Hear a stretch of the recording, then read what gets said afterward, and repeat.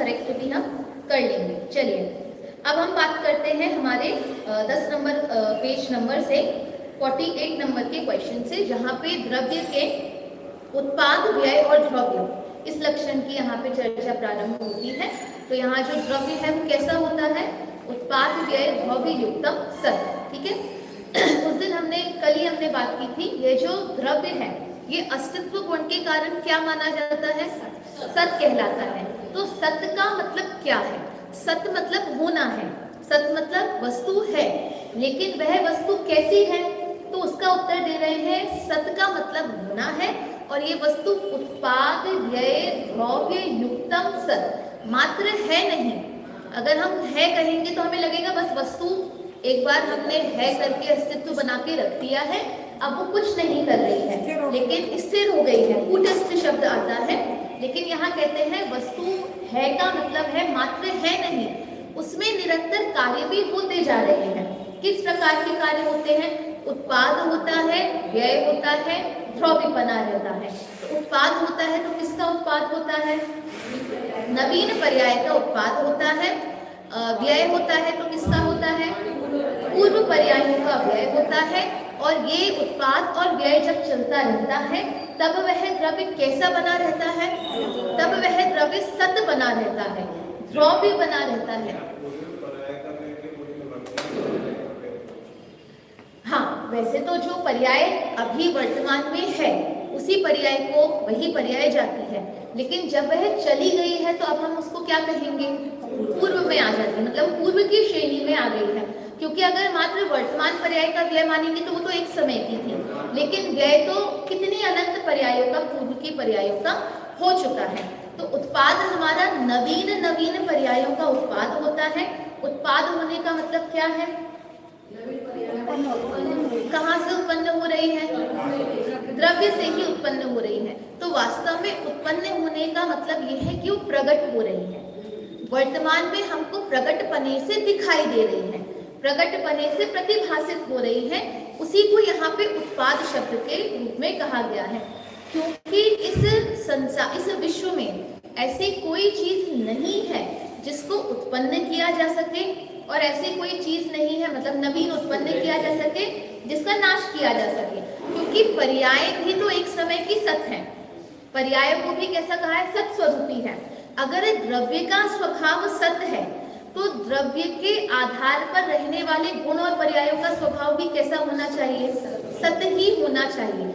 अगर पर्याय सत है तो नई कैसे आ रही है और पुरानी कैसे जा रही है? अगर कोई वस्तु सत है, जैसे द्रव्य सत है, तो नए द्रव्य का उत्पाद किया जा सकता है? नहीं कर सकते। जो पहले से द्रव्य है उनमें से किसी का नाश किया जा सकता है? नहीं किया जा सकता। तो ऐसे ही पर्याय उत्पन्न हो रही है या पर्याय नष्ट हो रही है। कहने का तात्पर्य मात्र इतना है, वर्तमान में पूर्व की पर्याय दिखाई नहीं दे रही है, उसी को क्या कह दिया है? नष्ट होना कह दिया है।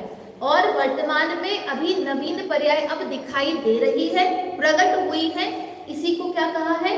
उत्पन्न होना कहा गया है। क्योंकि अगर नवीन पर्याय, अगर वास्तविकता में नवीन पर्याय ही उत्पन्न हो रही होती तो द्रव्य तो बढ़ता ही जाता। अगर नया चीज हम उसमें डालते जा रहे हैं ना, तो द्रव्य तो कैसा होता जाता? बढ़ता जाता। और वास्तविकता में अगर पर्याय नष्ट हो रही होती तो पीछे से वो क्या होता जाता? घटता भी जाता। लेकिन द्रव्य कैसा रहता है? द्रव्य रूप जैसा है वैसा ही रहता है। कौन से गुण के कारण? अगुरु लघुत्व गुण के कारण। ना तो बड़ा होता है ना ही छोटा होता है। इसका मतलब जो पर्याय है जो उत्पन्न हो रही है वो भी द्रव्य से ही आई है, प्रकट में वर्तमान में हमको दिखाई दे रही है। और जो पर्याय नष्ट हो गई है तो इसका भी तात्पर्य यही है कि वो पर्याय अब वापस द्रव्य में विलीन हो गई है, वर्तमान में प्रकट रूप से हमको दिखाई नहीं दे रही है। हमारे संस्कृत में जब हम संस्कृत पढ़ते थे तो सिद्धियां बनाई जाती हैं। जैसे आप लोग पठती पठका पठंती आपने पढ़ा है, ये तो आपने मात्र जैसे शब्द कैसे प्रयोग होते हैं वो आपने देखा है। हम लोगों को शास्त्री में पढ़ाया जाता है पठती शब्द कैसे बनता है, पठंती शब्द कैसे बनता है।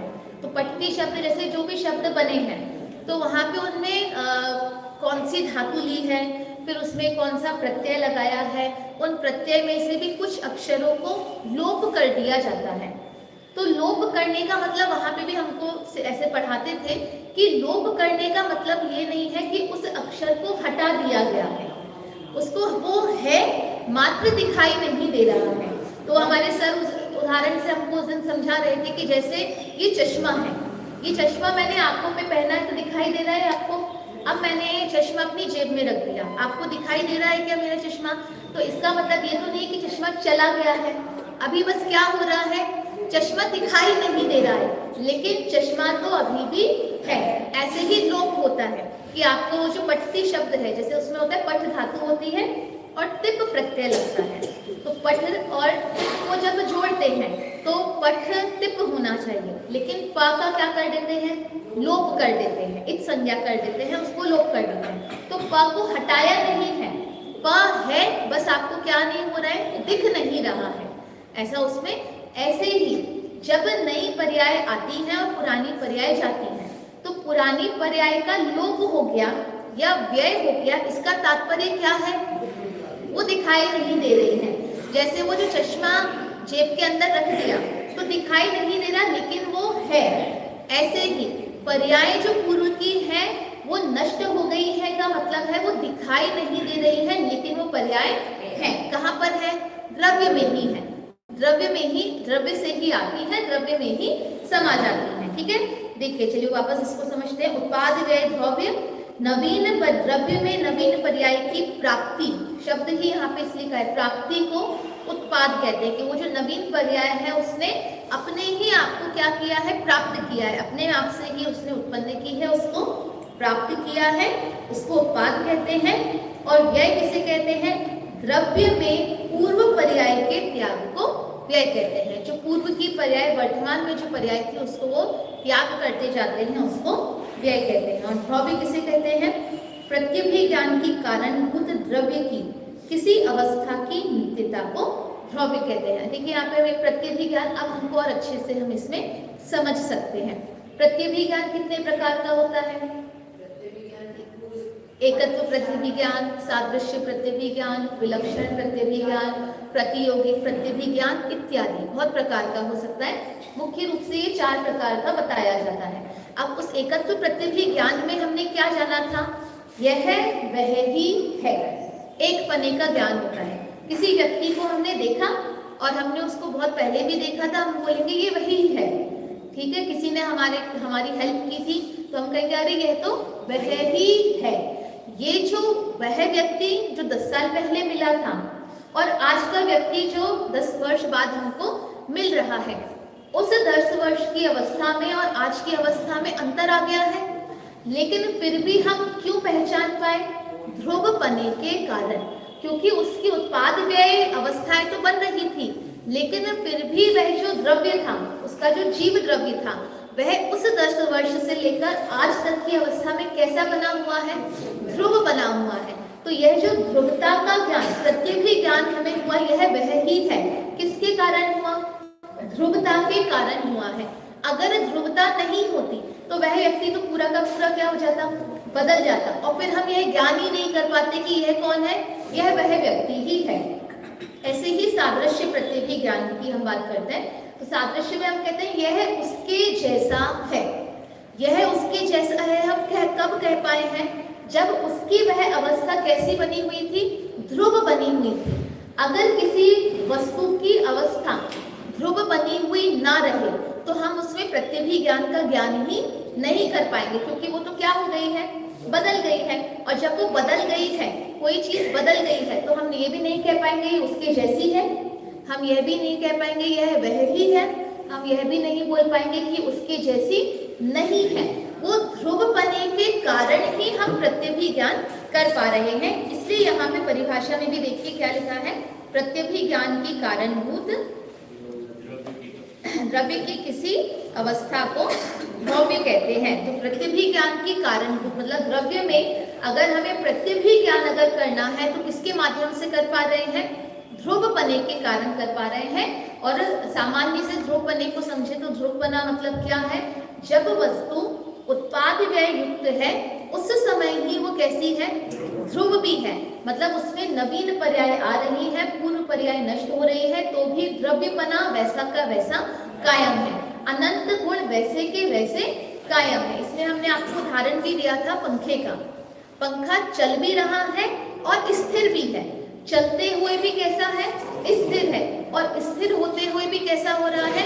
चल रहा है। जैसे पंखे में निरंतर जो है वो राउंड राउंड ले रहा है, सर्कल ले रहा है, तो चल रहा है, ये उसकी उत्पाद व्यय हो रहा है।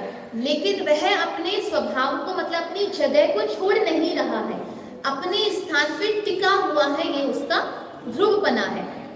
चलते हुए पंखे को हम स्थिर मानेंगे कि अस्थिर मानेंगे? दोनों किस दृष्टि से देख रहे हैं, उस अपेक्षा से उसका उत्तर दिया जाएगा। अगर हम कहेंगे जैसे हम दुकान से पंखा ला रहे हैं, किसी कहीं दुकान से हम लेने गए, तब वह टिका हुआ नहीं है, तब तो हम उसको एक स्थान से दूसरे स्थान पे ला पा रहे हैं। लेकिन जब उसको फिट कर दिया गया है, अब वो कैसा हो गया है? अब वो स्थिर है और चल रहा है, तो कैसा है? चल रहा है कि नहीं चल रहा? बस हम किस दृष्टि से हम उसको देख रहे हैं। जब हम द्रव्य को गुण पर्यायों की दृष्टि से देखते हैं तो वह हमें कैसा दिखाई देता है? उत्पाद व्यय युक्त दिखाई देता है। और जब हम उसके सत स्वभावी द्रव्यपने की ओर दृष्टि करते हैं तो हमें कैसा दिखाई देता है? ध्रुव दिखाई देता है। अगर वस्तु उत्पाद व्यय युक्त ना हो तो क्या दिक्कत हो जाएगी? अपनी जगह जैसे ही पंखा ही खड़ा हुआ है, स्थिर, हाँ नहीं, जड़ तो अभी भी है, बाकी जीव द्रव्य को छोड़ के तो बाकी के द्रव्य जड़ ही है। लेकिन अगर जो द्रव्य है उनमें उत्पाद व्यय ना हो, बस सत स्वभावी वह बना रहे, तो क्या दिक्कत है? उत्पाद व्यय करने की आवश्यकता क्यों है? तो स्थिर होने दो, क्या दिक्कत है? हाँ हाँ, तो मतलब कौन सा गुण काम नहीं करेगा? नहीं, द्रव्यत्व गुण नहीं। हाँ, द्रव्यत्व गुण भी ले सकते हैं, मुख्य रूप से वस्तुत्व गुण। वस्तुत्व गुण के कारण जैसे बताते हैं, ये पंखा है, हमने लाकर लगा दिया, अब ये चले नहीं तो क्या दिक्कत है? हाँ, तो किसी काम का ही नहीं है, उसका काम क्या है? चलना है। लेकिन कैसे चलना है? अपनी जगह पर टिके रहकर चलना है। अभी वो कई बार ऐसे वो लंबे वाले पंखे आते थे ना, वो ऐसे हिलते रहते थे चलते रहते थे। हमारे यहाँ जयपुर के हॉल में लगे थे पहले, तो बहुत लंबे, क्योंकि सीलिंग काफी ऊपर थी। हाँ, अभी तो कहाँ लगे? अच्छा ठीक है। तो वो वाले मुख्य रूप से वाले पंखे क्या होते थे? ऐसे हिलते रहते थे, तो उसके नीचे जो व्यक्ति बैठता था ना, वो डरा रहता था कि ये अपनी जगह से गिर ना जाए। तो वो और चले नहीं तो भी वो किसी काम का नहीं है, और अपनी जगह से हिलता रहे तो भी वो किसी काम का नहीं है। उसके दोनों काम कैसे होने चाहिए? अपनी जगह पर स्थिर रहकर चलते रहना उसको चाहिए, तब वो हमारे काम का होता है। ऐसे ही जो द्रव्य है, वे जो द्रव्य है, अगर उनमें उत्पाद व्यय नहीं होगा तो अर्थ क्रिया नहीं हो पाएगी, मतलब वो हमारे किसी कार्य के नहीं रहेंगे। लेकिन प्रत्येक द्रव्य में अर्थ क्रिया है, मतलब वो काम कर रहे हैं, और अगर काम करेंगे तो निरंतर परिणमन होगा। निरंतर परिणमन होगा तो पर्यायों में उत्पाद व्यय चलता ही रहेगा। इसलिए उत्पाद व्यय का होना भी आवश्यक है, मतलब यह भी मुख्य गुण है। अगर उत्पाद व्यय करते रहें लेकिन द्रव्य ना रहे तो क्या दिक्कत है? उत्पाद व्यय करें पर ध्रुवपना अगर द्रव्य में ना हो तो क्या दिक्कत है? हाँ, जो द्रव्य है वो पूरा का पूरा क्या हो जाएगा? बदल ही जाएगा। जो हम पंखे की बात कर रहे हैं ना, अगर वो ध्रुव नहीं रहेगा तो पूरे में घूमता रहेगा। हमको जहाँ पे उसको चाहिए है वहां पे वो हमको मिलेगा ही नहीं। तो ध्रुवपना भी जरूरी है और उत्पाद व्यय भी जरूरी है। अगर ध्रुवपना नहीं रहेगा तो जो हम बचपन में थे वही हम युवावस्था में नहीं हुए, अलग ही व्यक्ति हो जाएगा। फिर जो कहते हैं ना कि आपने जिसको कर्जा दिया है, ठीक है, किसी को आपने पैसे उधार दिए और 5-6 दिन बाद ही अगर आपने उससे मांगा तो क्या बोलेगा? जिससे मांगा था मैंने कब मांगा आपसे, क्योंकि वो ध्रुव ही नहीं था। जिसने मांगा था वो तो चला गया है और अब जो आया है वो तो नवीन आया है। तो ये जो लोक व्यवहार भी हमारा है वह भी नहीं चल पाएगा अगर ध्रुव पने को हमने नहीं माना है। तो इसीलिए प्रत्येक द्रव्य में उत्पाद व्यय भी होना आवश्यक है और उत्पाद व्यय होते हुए भी ध्रुवपना जो है वह भी उसमें होना आवश्यक है। इसलिए उत्पाद व्यय द्रव्य युक्त यह द्रव्य होता है। चलिए अब हम बात करते हैं द्रव्य के विशेष गुणों की।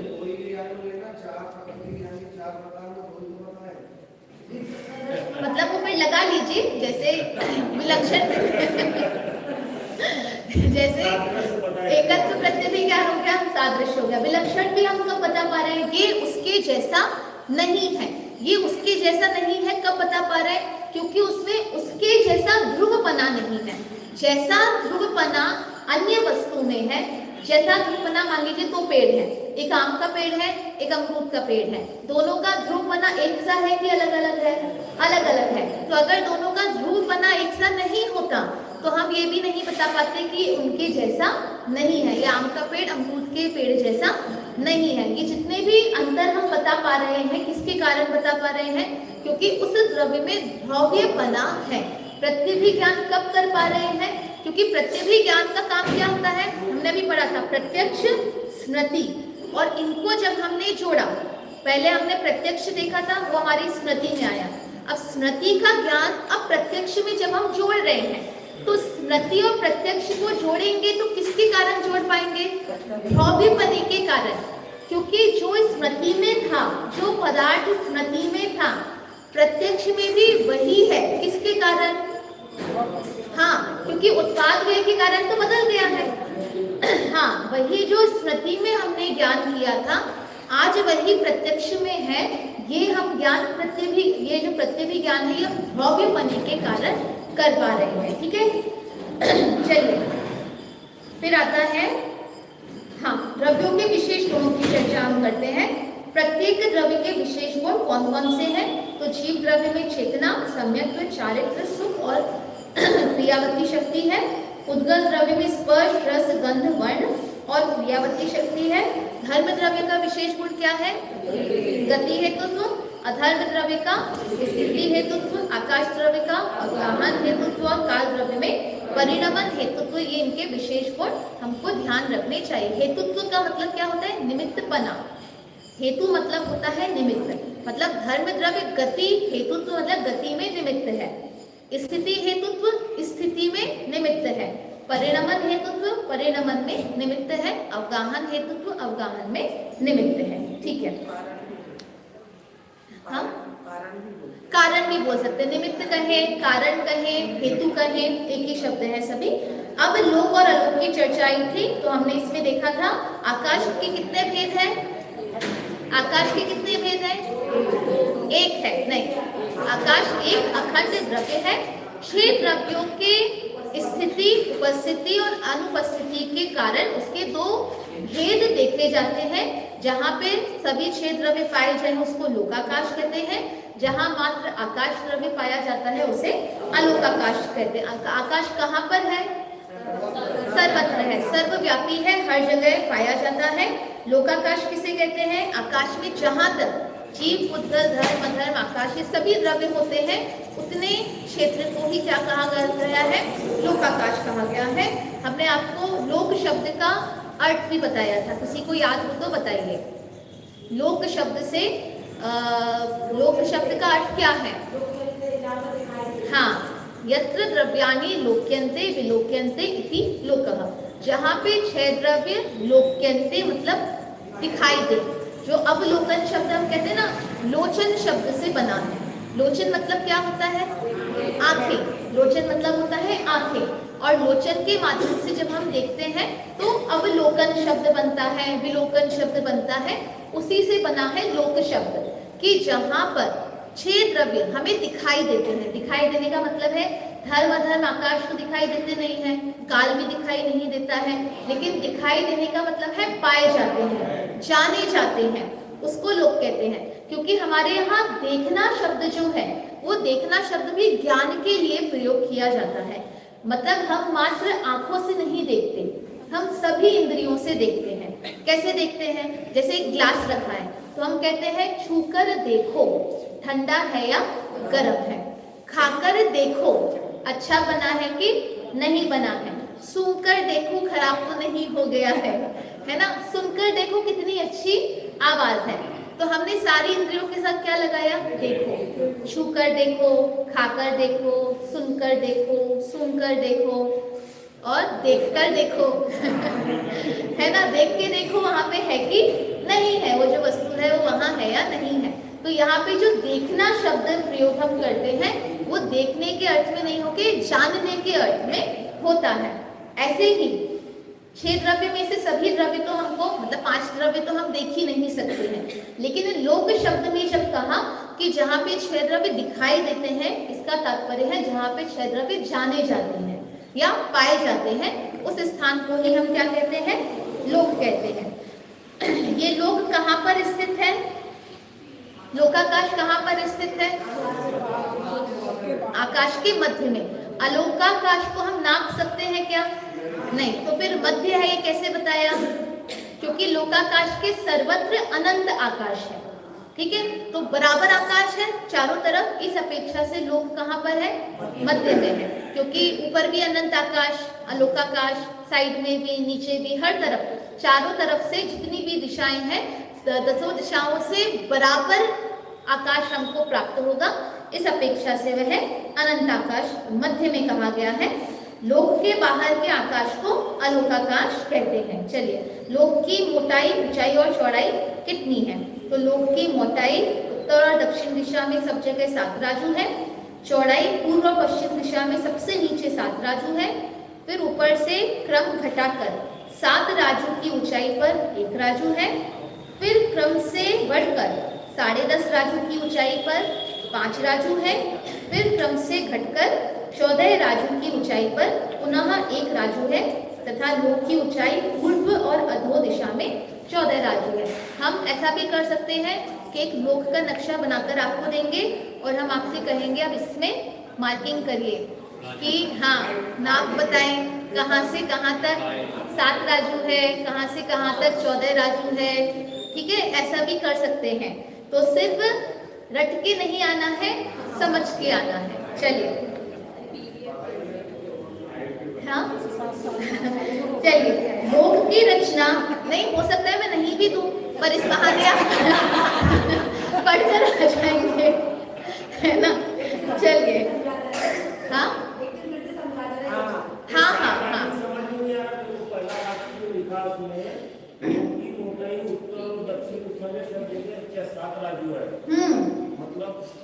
जैसे हमने आपको बताया था एक पुरुष को कंधे पे हाथ रखकर खड़ा करें तो लोक का आकार बनता है।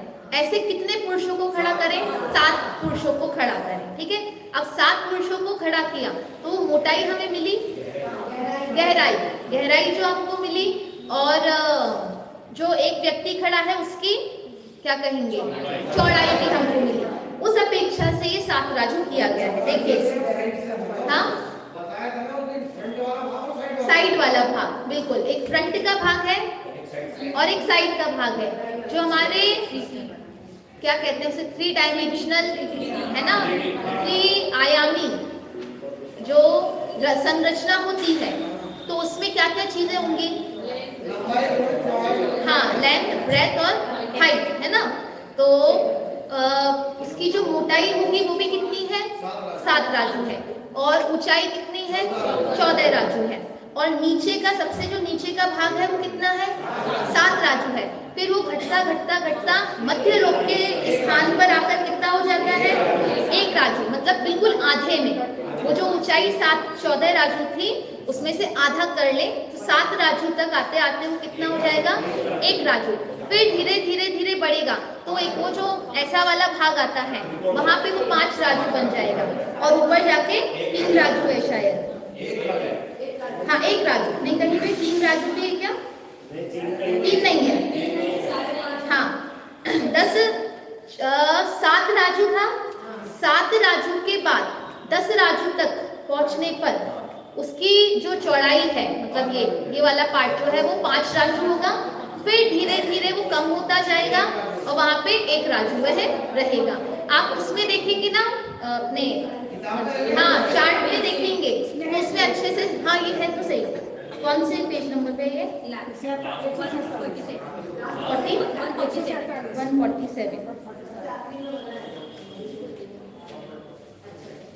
अच्छा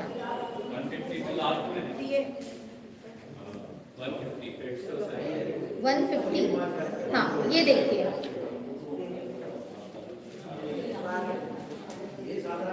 अब मुझे तो इसमें बहुत अच्छे से दिखाई नहीं दे रहा है।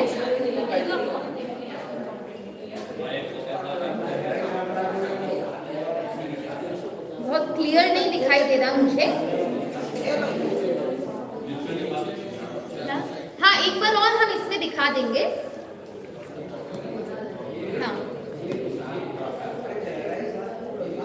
बिल्कुल, जो मोटाई या गहराई जिसे हम कहते हैं ना, वो जो 7 लोग खड़े थे वो उनकी जो गहराई है या मोटाई है वो 7 राजू है। पूरी ऊंचाई जो है वो 14 राजू है और नीचे का जो बेस है वो भी 7 राजू है और ऊपर बढ़ते बढ़ते 1 राजू आता है, फिर 10 राजू के बाद 5 राजू हो जाता है, फिर सबसे ऊपर फिर से 1 राजू होता है। जो सिद्धशिला वाला जो एरिया हमारा है वो वाली जो लाइन बनती है वो भी कितनी है? 1 राजू प्रमाण है। ठीक है, देखिए बहुत गहराई से हम पूछेंगे भी नहीं और जितना हमारे लिए जरूरी है उतना हम जाने उतना ही ठीक है। मतलब बहुत हाँ मोटा मोटा बहुत कठिन नहीं पूछेंगे।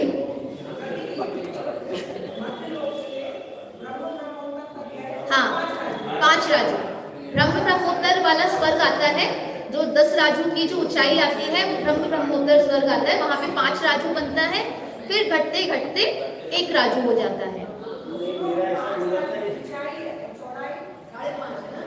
नहीं, ऊंचाई है 10 राजू, मध्य लोक से 10 राजू लिखा है ना यहाँ पे, देखिए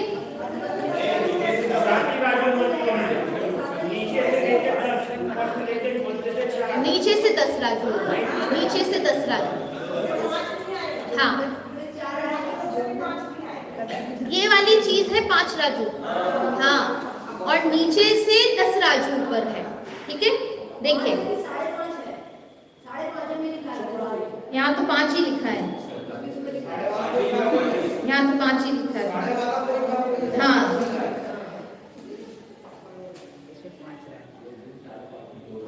10.5 राजू की ऊंचाई है, ब्रह्म ब्रह्मोत्तर वाले में 10.5 राजू की ऊंचाई है और वहां पे 5 राजू उसकी वो हो जाती है, क्या कहते हैं, चौड़ाई हो जाती है।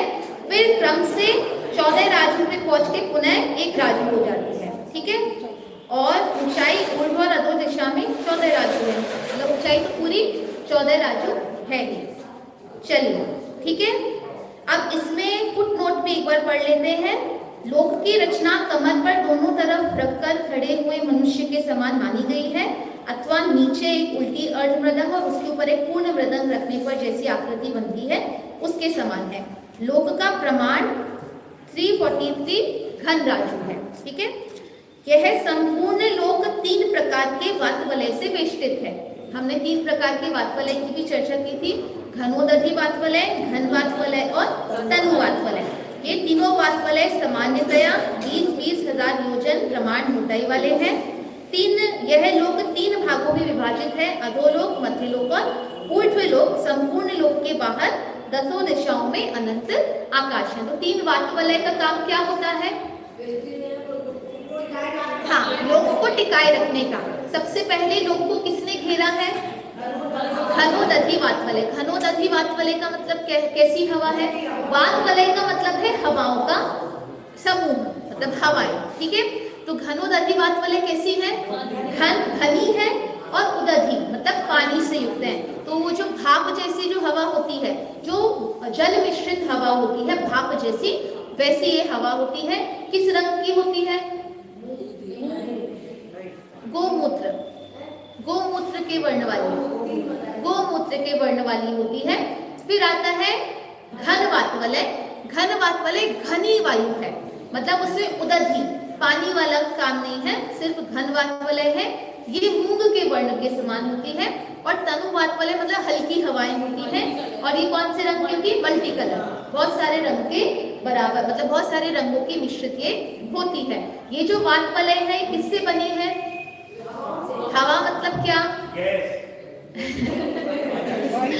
कौन सा द्रव्य है? हाँ, वायु का एक जो जीव है, वायु का एक जीवों के माध्यम से बनी है। ऐसे जो वायु का एक जीव है, यद्यपि वायु का काम अस्थिर होता है, लेकिन ये 3 वात वलय की जो वायु है वो कैसी रहती है? स्थिर ही रहती है। अब घनोदधि वात वलय के किसके आधार पर होता है? घन वात वलय के आधार पर। घन वात वलय किसके आधार पर है?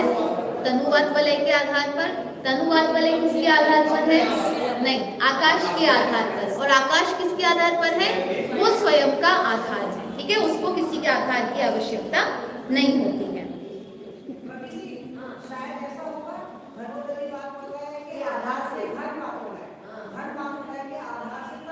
यही तो बताया मैं, तो गलत बोल जाऊंगा। लोक किसके आधार पर है? घनोदधि वात वलय। घनोदधि वात वलय घन वात वलय के आधार पर, घन वात वलय तनुवात वलय के आधार पर, तनुवात वलय आकाश के, और आकाश स्वयं का आधार होता है, ठीक है।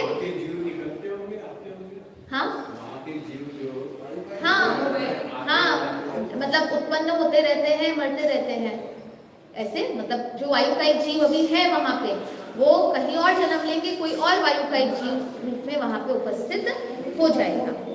चलिए, धर्म और अधर्म द्रव्य खंड रूप है अथवा अखंड रूप है, तथा इनका स्थान कहाँ है? तो अखंड द्रव्य है और संपूर्ण लोक में तिल में तेल के समान व्याप्त वे होते हैं। धर्म द्रव्य और अधर्म द्रव्य दोनों एक एक अखंड द्रव्य है और दोनों ही समस्त लोकाकाश में व्याप्त है। प्रदेश किसे कहते हैं? आकाश के जितने भाग में एक पुद्गल परमाणु व्याप्त होता है उसे प्रदेश कहते हैं।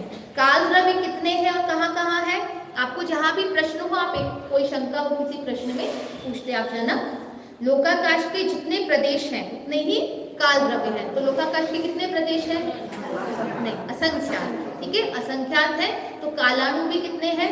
असंख्यात हैं, अर्थात लोक प्रमाण असंख्यात है, क्योंकि लोकाकाश के एक एक प्रदेश पर एक एक काल द्रव्य अर्थात कालाणु स्थित है। और क्योंकि यह कालाणु एक एक प्रदेश वाला है, इसीलिए वो क्या नहीं है? अस्थिकाय नहीं है, ठीक है, क्योंकि एक से अधिक प्रदेश वाला नहीं होने से उसको क्या कहा गया है? अनस्थिकाय। तो पुद्गल द्रव्य भी एक प्रदेश वाला है, परमाणु, तो उसको अस्थिकाय में क्यों लिया? क्योंकि स्कंद होकर वह अनंत मतलब अधिक प्रदेश वाला हो सकता है, इस अपेक्षा से उसको, पर स्वभाव से तो वह भी कैसा है? अनस्थिकाय है। स्वभाव अपेक्षा से वह भी अनस्थिकाय में आएगा। पुद्गल द्रव्य कितने हैं? अनंतानंत है, और कहाँ पर है? संपूर्ण लोक में व्याप्त है, भरे हुए हैं। जीव द्रव्य कितने और कहाँ है? तो जीव द्रव्य अनंत है और वे भी समस्त लोकाकाश में भरे हुए हैं। देखिए, धर्म धर्म द्रव्य के लिए शब्द आया है संपूर्ण लोक में व्याप्त है, लेकिन पुद्गल और जीव के लिए आया है भरे हुए हैं। अंतर है दोनों में। जैसे एक जार में हमने तिली भरी और एकदम ठसाठस भरी है, तो वो भरी हुई है, लेकिन तिल में तेल भरा नहीं है, व्याप्त है। ऐसा अंतर हम समझेंगे कि जो भी बरनी है, जो भी बर्तन है, उसमें तिल जो है वो भरा हुआ है और तिल में तेल व्याप्त है। ये भरने और व्याप्त में अंतर है। धर्म और अधर्म द्रव्य लोक में व्याप्त हैं और जीव और पुद्गल भरे हुए हैं, ठीक है। और कैसे भरे हैं कि अब एक भी तिल का दाना उसमें जा नहीं सकता, ऐसे भरे हुए हैं, इतने खसाठस भरे हुए हैं, ठीक है। किस द्रव्य में कितने प्रदेश हैं? फुटनोट का क्वेश्चन है। जीव, धर्म, अधर्म और लोकाकाश के असंख्यात प्रदेश हैं। पुद्गल स्कंद के संख्यात, असंख्यात और अनंत, इस तरह है ये तीनों प्रकार के प्रदेश हैं। और काल द्रव्य पुद्गल परमाणु कैसा है? एक प्रदेशी है। और जो पुद्गल स्कंद होते हैं वो कितने स्कंदों से बना है, उस अपेक्षा से उसके संख्यात, असंख्यात और अनंत प्रदेश बनते हैं। और पुद्गल परमाणु एक प्रदेशी है। प्रत्येक जीव कितना बड़ा है? प्रत्येक जीव की संख्या की अपेक्षा से लोकाकाश के बराबर है, परंतु संकोच विस्तार के कारण वह अपने शरीर प्रमाण है, जितना उसका शरीर होगा उतने शरीर प्रमाण उसका आकार रहेगा। और सिद्ध भगवान जो मुक्त जीव है वो कैसे होंगे, अंतिम शरीर प्रमाण में होते हैं। ठीक है, लोकाकाश के बराबर कौन सा जीव है, समुद्घात करने वाला जो जीव है उसको वो है लोकाकाश के बराबर होता है। उसमें भी कौन सा समुद्घात करने वाला, मात्र केवली समुद्घात करने वाला। केवली समुद्घात में भी कौन सी अवस्था में वो पूरे लोक के बराबर होगा, लोक पूर्ण अवस्था में, क्योंकि केवली समुद्घात की भी जो अवस्थाएं बनती हैं जैसे दंड, प्राकार, कपाट और लोक पूर्ण, उसमें भी मात्र लोक पूर्ण वाली अवस्था में ही वह लोकाकाश के बराबर होता है, अन्य वाली अवस्था में वह लोकाकाश के बराबर नहीं होता। ठीक है, चलिए, मोक्ष जाने से पहले केवली समुद्घात करने वाले जीव लोकाकाश के बराबर होते हैं। समुद्घात किसे कहते हैं, तो मूल शरीर को छोड़े बिना जीव के प्रदेशों का शरीर से बाहर निकलना, उसको ही क्या कहें। फिर हमने समुद्घात की बहुत चर्चा की थी, लेकिन हम नहीं पूछेंगे क्योंकि वह किताब में नहीं है, लेकिन नाम पूछ सकते हैं, कितने होते हैं, क्या नाम है। अगर उसकी बहुत डिटेल में नहीं भी पूछे, लेकिन कितने प्रकार का समुद्घात होता है ये हम पूछ सकते हैं। ठीक है, अच्छा मुझे बताइए, समुद्घात शब्द से अर्थ बताइए, शाब्दिक अर्थ बताइए समुद्घात का। हाँ, अच्छा, घात शब्द है, तो मुझे इतना बताइए घात किसका हो रहा है, कर्मों का। इसका मतलब वास्तविकता में जो समुद्घात शब्द है वो केवली समुद्घात से बना है, क्योंकि अन्य समुद्घात में कर्मों का नाश नहीं हो रहा, उसमें मात्र जो जीव के प्रदेश है वो शरीर को छोड़कर बाहर निकल रहे हैं। लेकिन मुख्य रूप से जो समुद्घात शब्द प्रयोग अगर शाब्दिक अर्थ में हम देखें तो मात्र वह केवली समुद्घात में ही फिट बैठता है, जहाँ पर कर्मों की अवस्था को समान करने के लिए जो कर्मों का घात किया जाता है, कर्मों का घात करने के लिए कर्मों की स्थिति समान की जाती है, उसको क्या कहा है, समुद्घात का है। लेकिन ये कार्य मात्र केवली समुद्घात में होता है, अन्य समुद्घात में नहीं होता है। ठीक है, फिर हमने बात की थी अस्थिकाय किसे कहते हैं, तो अस्थिकाय किसे कहते हैं, बहुप्रदेशी द्रव्य को अस्थिकाय कहते हैं। अस्थिकाय के कितने भेद हैं, 5 भेद है। पंचास्थिकाय जो होते हैं जीव, भूतगल, धर, अधर, आकाश, ये हमारे पंचास्थिकाय है। काल क्यों नहीं है, क्योंकि वह बहुप्रदेशी नहीं है। पुद्गल परमाणु भी एक प्रदेशी है, तो वह अस्थिकाय कैसे हुआ, तो पुद्गल परमाणु एक प्रदेशी होने पर भी शक्ति की अपेक्षा से उसमें बहुप्रदेशी होने की जो है शक्ति होती है, वह स्कंद होकर बहुप्रदेशी हो जाता है, इसलिए उपचार से उसे भी क्या कहा गया है, अस्थिकाय उसको कहा गया है। फिर अनुजीवी और प्रतिजीवी गुणों की बात की थी, हम अंतर भी पूछ सकते हैं आपसे, अनुजीवी गुण और प्रतिजीवी गुण में क्या अंतर है, सामान्य गुण विशेष गुण में क्या अंतर है, और अभी ये अस्थिकाय अनस्थिकाय में क्या अंतर है, 6 द्रव्यों को कितने प्रकार से विभाजित किया जा सकता है। ठीक है, ऐसे प्रश्न जो हमने आपको समझाए हैं वो आपके आ सकते हैं। चलिए, अनुजीवी गुण किसे कहते हैं, वस्तु के भाव स्वरूपी गुण को अनुजीवी गुण कहते हैं। भाव स्वरूपी का मतलब क्या है, हाँ, तो प्रतिजीवी गुण भी स्वभाव है, हाँ, ऐसा भी, हाँ, ये गुण है, ये धर्म है, ऐसा भी अंतर रख सकते हैं। और एक अंतर ऐसा है कि अभाव स्वरूपी का मतलब है जिन गुणों का नहीं होना ही उनका गुण है, जैसा स्वभाव नहीं होना ही गुण कहा गया है, ऐसे गुणों को अभाव स्वरूपी गुण कहते हैं। जैसे कि नास्तित्व, तो जो नास्तित्व है ये है कि नहीं है, मतलब क्या नहीं है, अस्तिपना नहीं है, तो अस्तिपना नहीं है तो गुण कैसे है, यही गुण है। नास्तित्व मतलब अस्तिपने का अभाव ही क्या है, गुण है, इसलिए उसको अभाव स्वरूपी गुण कहा। जैसे जीव द्रव्य अमूर्तिक है, तो अमूर्तिक है मतलब कैसा है, मूर्तिक नहीं है, तो नहीं है ना, मतलब मूर्तिक पने का अभाव ही उसका क्या है, गुण है। तो ऐसे भी हम समझ सकते हैं जो भाव स्वरूपी गुण हो वह है अनुजीवी गुण होते हैं। अनुजीवी जो जीव का या द्रव्य का अनुसरण निरंतर करते हैं, कभी छोड़ते नहीं हैं। यद्यपि प्रतिजीवी गुण भी नहीं छोड़ते, लेकिन कर्मों की अपेक्षा से जब हम कहते हैं कि जो गुण कितनी भी विकारी पर्याय आ जाए, कितनी भी विकारी परिणमन जीव द्रव्य का हो, लेकिन तो भी उनकी कुछ ना कुछ आंशिक पर्याय, शुद्ध पर्याय प्रकट रहती ही रहती है, उसका भाव बना ही रहता है। ऐसे गुणों को क्या कहा गया है? अनुजीवी गुण कहा है। जैसे ज्ञान गुण है। ज्ञानावर्णी कर्म का कितना भी आवरण पड़े, लेकिन कुछ ना कुछ ज्ञान का अंश निरंतर नित्य प्रकट रहेगा ही रहेगा। ऐसे गुणों को तो क्या कहा गया है? अनुजीवी गुण कहा है।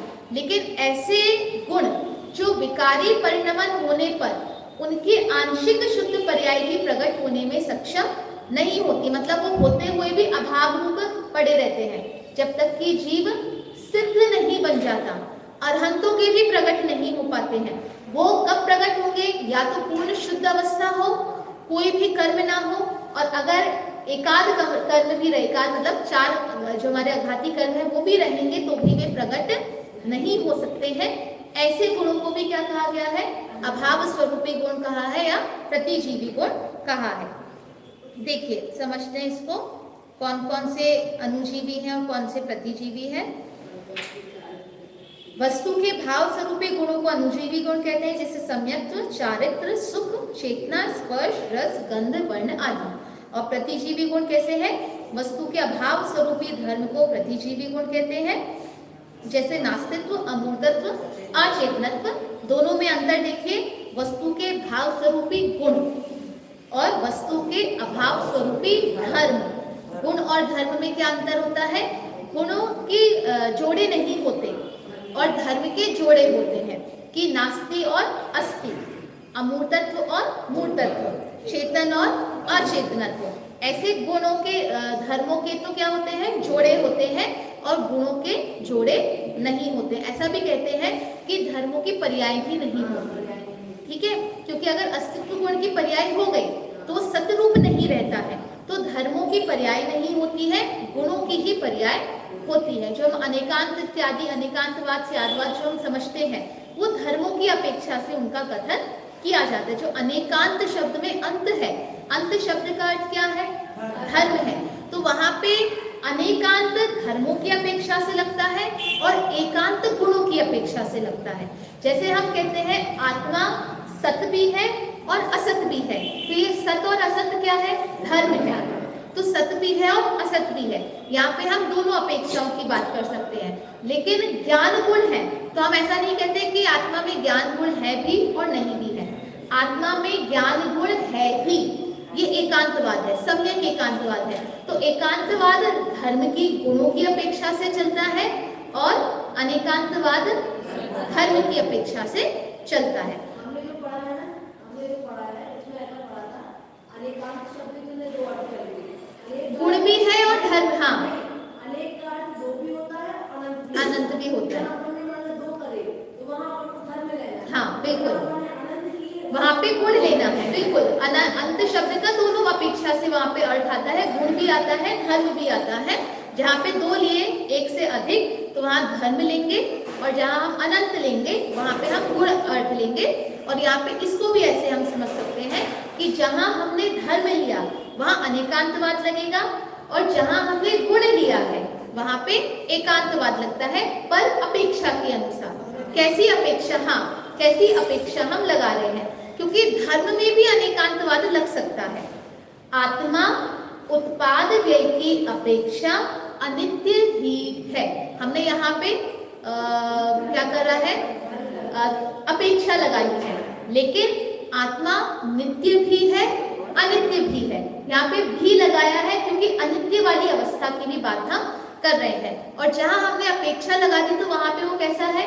ही वाला प्रयोग, नित्य ही है या अनित्य ही है। तो पूर्ण रूप से अपेक्षा का अंतर वहां पे पड़ता है, तो उसको हम उस अपेक्षा से समझेंगे। यहाँ पे आएगा हमारे अनेकांत का जो प्रकरण है, इसमें भी हमारे आएगा, तब हम और विशेष उसको समझेंगे। आज की चर्चा यहीं पे पूर्ण करते हैं, आगे की चर्चा फिर करेंगे।